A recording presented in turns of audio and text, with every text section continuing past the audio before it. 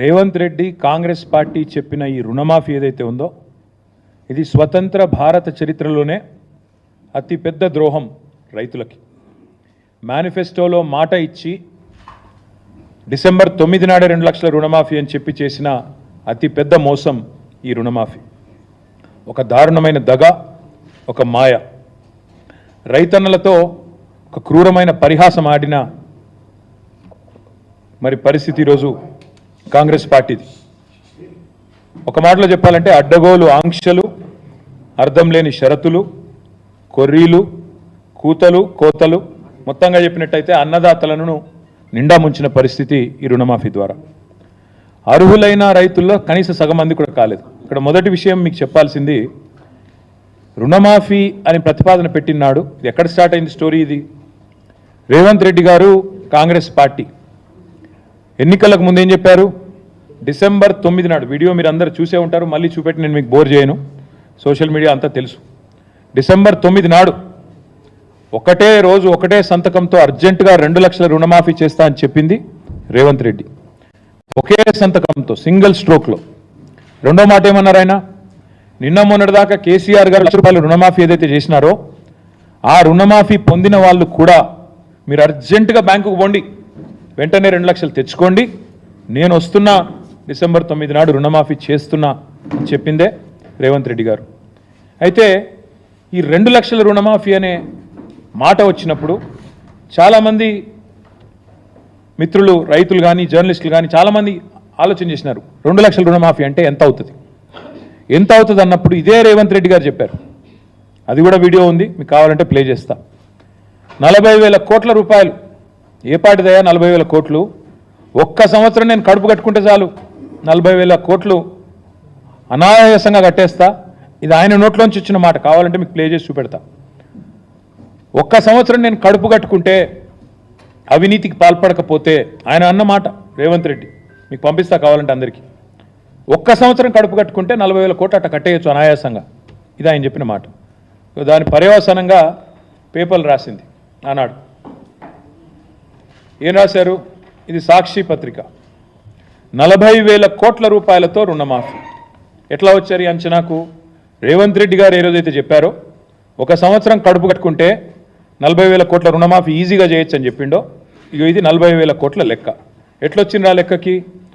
CM చెప్పారు, మొత్తంగా ఎన్నికల వేళ ఏమేం చెప్పిండ్రో అవన్నీ లెక్కలేసి చాలా వివరంగా క్రోడీకరించి పెట్టిండ్రు 40,000 కోట్లను. సరే, మరొక పత్రిక ఏం చేసింది? 40,000 కాదు 35,000 కోట్లు అవుతుంది అని చెప్పి ఈనాడు పత్రిక. ఇక్కడ సాక్షి రాస్తే మళ్ళీ సాక్షి రాసింది వాళ్ళకి ఏదో ఎజెండా ఉందంటారు, అందుకే ఈ పత్రిక కూడా వచ్చిన. ఈనాడు పత్రిక వీళ్ళు ఏమన్నారు? 40,000 కాదు 35,000 కోట్లు అవుతుంది. 35,000 కోట్లు ఎట్లా? సో రేవంత్ చెప్పిందేమో 40,000 కోట్లని, దానికి ఆధారంగా ఒక పత్రిక రాస్తే తర్వాత 35,000 కోట్ల సేకరణ ఎట్లా అని చెప్పి కసరత్తు జరుగుతోంది అంటూ ఈనాడు పత్రిక రాసిన మాట. తదనంతరం మళ్ళీ కొద్ది కాలం కాగానే మరి జూలై మాసం రాగానే లెక్క మారింది. ఎలక్షన్ అయిపోయింది, లెక్క మారింది. 40,000 కోట్లు పోయింది, 35,000 కోట్లు పోయింది, లెక్క మారింది. 31,000 కోట్లతోనే రుణమాఫీ అని క్యాబినెట్ తీర్మానం చేసింది అని పత్రికలు రాసినాయి. అది కూడా పత్రికలు రాయడంతో పాటు ముఖ్యమంత్రి గారు కూడా ట్వీట్ చేశారు. ఏమని?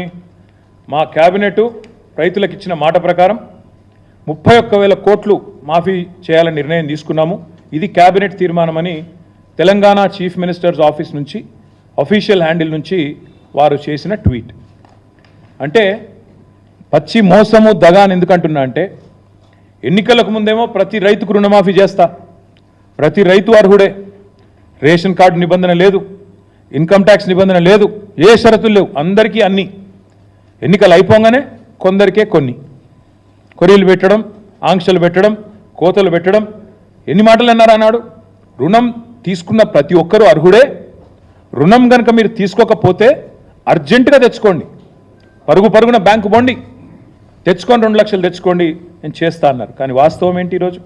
ఇవాళ వాస్తవం ఏంటి అంటే, ఈరోజు పేపర్లు ఇది రాస్తున్నాయి. ఇది మా పరకాల, మా ఎక్స్ఎమ్మెల్యే ధర్మారెడ్డి గారు ఇక్కడే ఉన్నారు.